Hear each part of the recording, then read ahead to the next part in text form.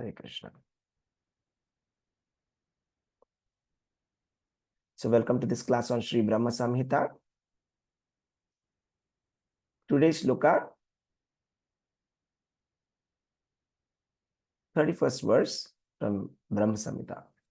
Alola Chandra Kalasadvanamalya Vamshi Ratnangadam Pranaya Keli Kala Vilasam Syamam Tribhangalalitam Niyata Prakasham Govindamadi Purusham Tamaham Bhajami.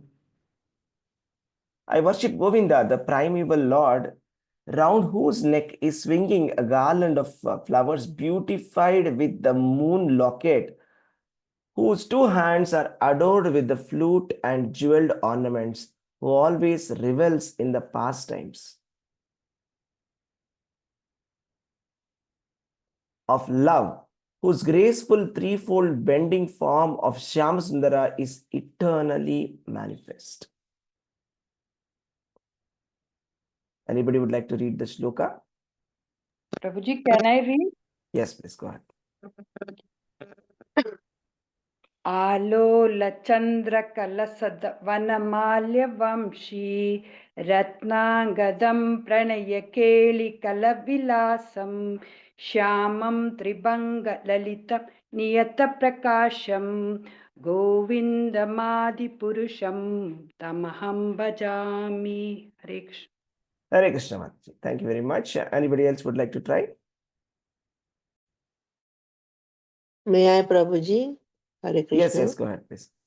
Alola Chandra Kalasadvanamalya Vamshi Ratnangadam Pranaya Keli Kala Vilasham Shyamam Tribhanga Lalitam Niyata Prakasham Govindamadi Purusham Tamaham Bhajami. Hare Krishna, thank you. Hare Krishna Mataji. So here this is beautiful pastimes of Lord Shri Krishna with the gopis are described here, and the description of Lord Shri Krishna is given, and in the previous verse also description of Lord Shri Krishna is given. Vedum Kvanantam Aravinda Dalayatакsham. How the Supreme Personality of Godhead is looking and how he is performing various pastimes with the gopis. Lord Krishna is also referred to as Gopi Janna Vallabha.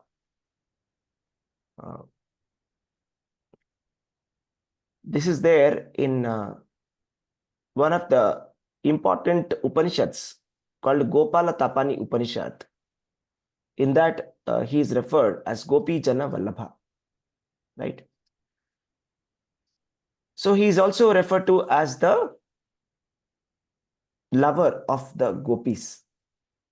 So these pastimes, Krishna with the gopis, they are the most confidential pastimes. You see, these pastimes, are they transcendental or are they just like any common pastimes between a girl and boy? Let us try to analyze and understand that. Okay. So these pastimes are explained by Shukadeva Goswami to Parikshit Maharaj in his discourse of Srimad Bhagavatam. The first point is, Shukadeva Goswami is a very great yogi. He is best of all the yogis. And he is the son of Vyasadev, Vyasa Bhagavan. So originally Srimad Bhagavatam is written by Vyasa Bhagavan. Vyasa Bhagavan or Vyasadev, he is the incarnation of the Supreme Personality of Godhead, literary incarnation of the Supreme Personality of Godhead. And he is also the author of Vedanta Sutras. And Shukadeva Goswami is his only son, and he is renounced right from birth. The moment he was born, he walked into the forest. And Shukadeva Goswami never used to stay in one place. He used to stay in a place only the time it takes to milk a cow. He used to stay only for that long in a householder's place. That is Shukadeva Goswami, such a self-realized yogi. Parikshit Maharaj is the grandson of Arjuna, and he has taken darshan of Lord Krishna right before even he was born. When Ashwatthama had released the arrow of Brahmastra, Lord Krishna appeared in the womb of Uttara and then protected Parikshit Maharaj. So therefore he took darshan of the Supreme Lord even before his birth within the womb. His name is called Vishnurata. He is called Parikshit because he is always examining, trying to find out who is that personality whom he has seen within the womb. So he is such a great devotee. And Parikshit Maharaj has 7 days to die. He has been cursed by a Brahmin boy called Shringi, Shamika Rishi's son.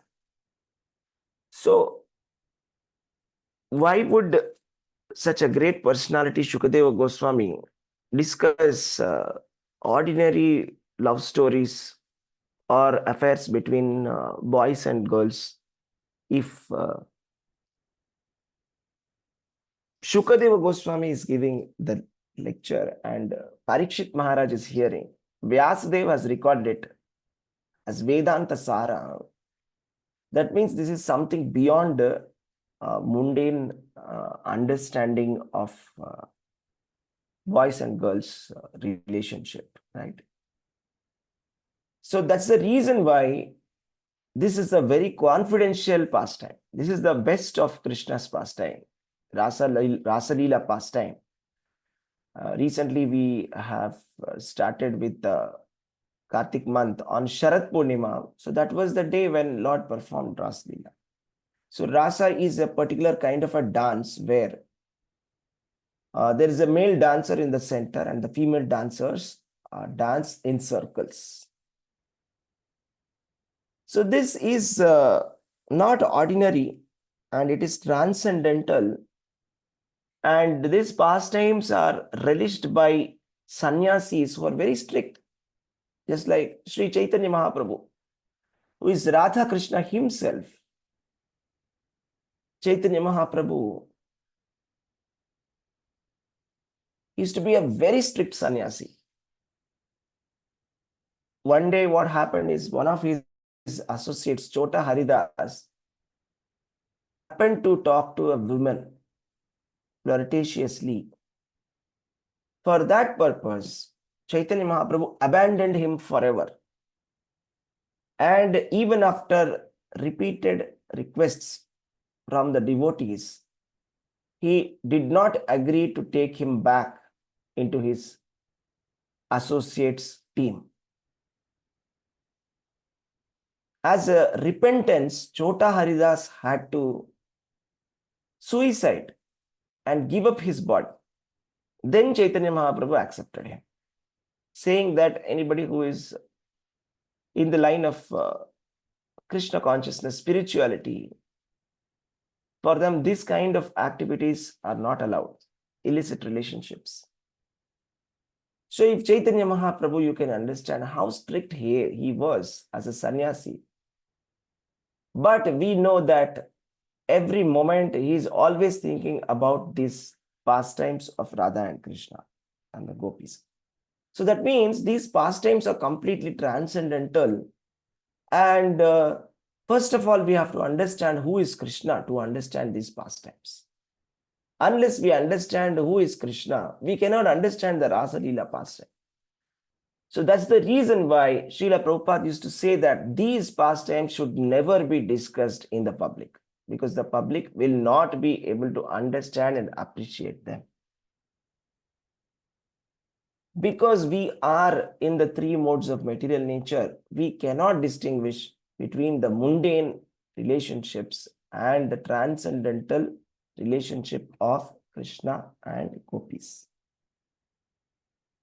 In fact, it is the highest possible perfection that one can attain to be able to participate in these pastimes of Krishna in the next life. That is something that all the devotees aspire for. But Chaitanya Mahaprabhu never used to discuss this in the public. He had many associates. The closest associates were Sri Krishna Chaitanya, Prabhu Nityananda, Sri Advaita Gadadhara, Srivasadi Gaura Bhakta Vranda. So even with those closest associates, Nityananda Prabhu, Advaita Acharya, Gadadhara Pandita, Srivas Thakur also, he never used to discuss the Rasa Leela pastimes. He used to discuss only with very, very close associates,